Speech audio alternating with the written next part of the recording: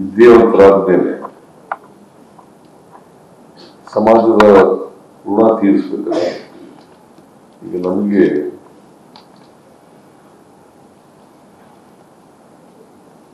ವಿದ್ಯೆ ಸಿಕ್ಕಿದೆ.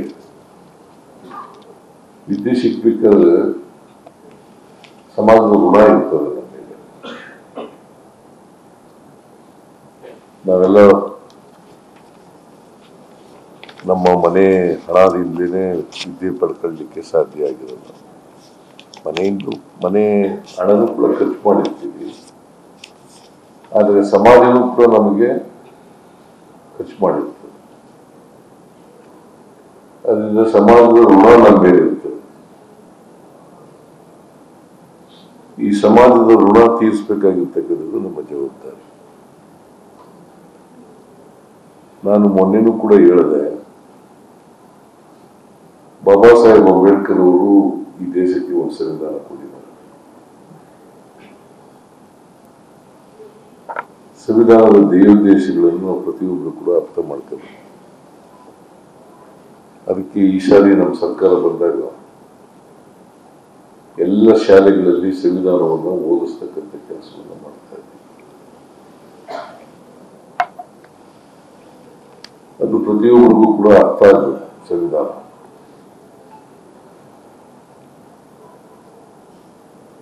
ಸಂವಿಧಾನದ ರೀತಿಯೇ ಅದರ ಧ್ಯೇಯೋದ್ದೇಶಗಳನ್ನ ಈಡೇರಿಸಲಿಕ್ಕೋಸ್ಕರನೇ ಸರ್ಕಾರ ಅವರ ಕರ್ತವ್ಯ ಆಗಿರ್ತಕ್ಕಂಥ. ಬಾಬಾ ಸಾಹೇಬ್ ಅಂಬೇಡ್ಕರ್ ಅವರು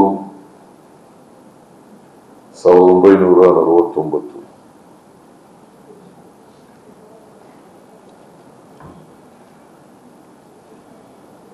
25ನೇ ತಾರೀಕು 26ನೇ ತಾರೀಕು ಅಂಗೀಕಾರ ಆಯಿತು ಸಂವಿಧಾನ.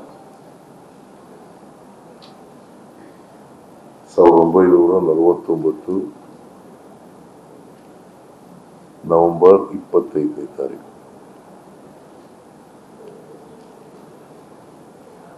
ಸಂವಿಧಾನ ರಚನಾ ಸಭೆಯಲ್ಲಿ ಭಾಷಣ ಮಾಡಿದ್ದಾರೆ. ನೀವೆಲ್ಲ ಓದಬೇಕು. ಅದನ್ನೆಲ್ಲ ಸಂವಿಧಾನ ರಚನಾ ಸಭೆಯಲ್ಲಿ ಅವರು ಭಾಷಣ ಓದಬೇಕು. ಅದು ಒಂದು ಐತಿಹಾಸಿಕವಾದಂಥ ಭಾಷಣ.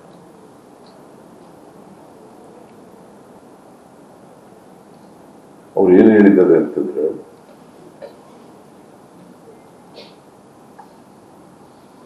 ನಮಗೆ ದೇಶಕ್ಕೆ ಸ್ವಾತಂತ್ರ್ಯ ಬಂದಿದೆ,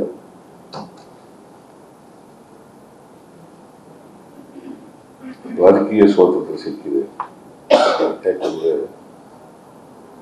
ಎಲ್ಲರಿಗೂ ಒಂದೇ ಓಟು, ಒಂದೇ ಮೌಲ್ಯ.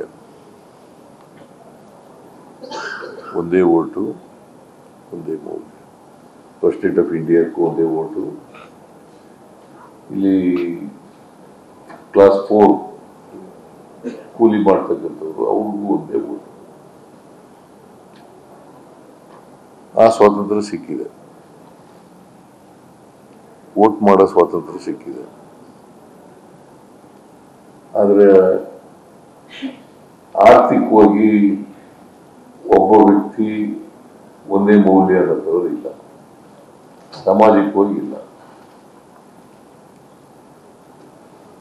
ಐತಿಹಾಸಿಕ ಕಾರಣಗಳಿಗೋಸ್ಕರ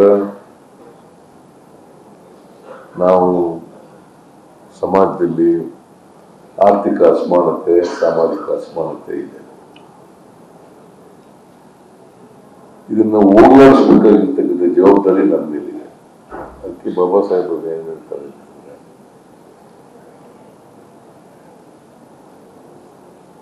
1950 ಜನವರಿ 26ನೇ ತಾರೀಕು ಸಂವಿಧಾನ ಜಾರಿ ಬರ್ತಾ ಇದೆ.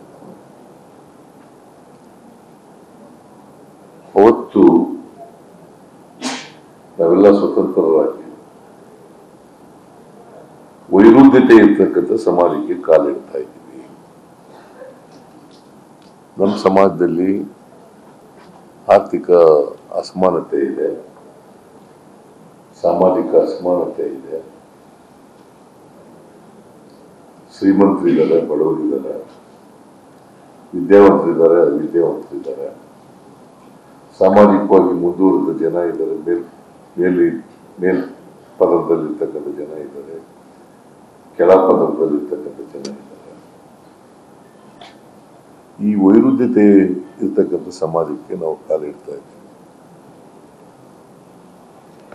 ಈ ವೈರುಧ್ಯತೆಯನ್ನ ನಾವು ಹೋಗಲಾಡಿಸದೆ ಹೋದ್ರೆ, ಅಸಮಾನತೆಯನ್ನು ಹೋಗಲಾಡಿಸದೆ ಹೋದ್ರೆ, ನಾವೇನು ಸ್ವಾತಂತ್ರ್ಯ ಬಂದು ನಮಗೆ ಸ್ವಾತಂತ್ರ್ಯದ ರಾಜಕೀಯ ಪ್ರಜಾಪ್ರಭುತ್ವದ ಸೌಧ ನಾವೇನು ನಿರ್ಮಾಣ ಮಾಡ್ಕೊಂಡಿದ್ದೀವಿ, ರಾಜಕೀಯ ಪ್ರಭುತ್ವದ ಸೌಧ ಏನು ನಿರ್ಮಾಣ ಮಾಡ್ಕೊಂಡಿದ್ದೀವಿ, ಈ ಅಸಮಾನತೆ ಹಿಂಗೆ ಮುಂದುವರೆದ್ರೆ ಈ ಸೌಧನ ಜನರೇ ಧ್ವಂಸ ಮಾಡ್ಬಿಡ್ತಾರೆ.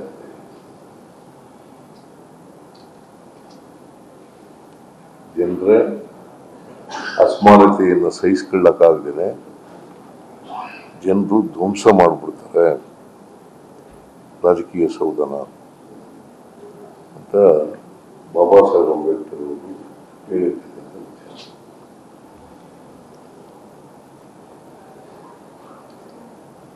ಆ ಪರಿಸ್ಥಿತಿ ಆಗಕ್ಕೆ ಬಿಡಬಾರ್ದು ನಾವು. ಅದಕ್ಕೆ ಬದಲಾವಣೆಯನ್ನು ತರ್ತಕ್ಕಂಥ ಪ್ರಯತ್ನವನ್ನು ಮಾಡ್ತೀವಿ.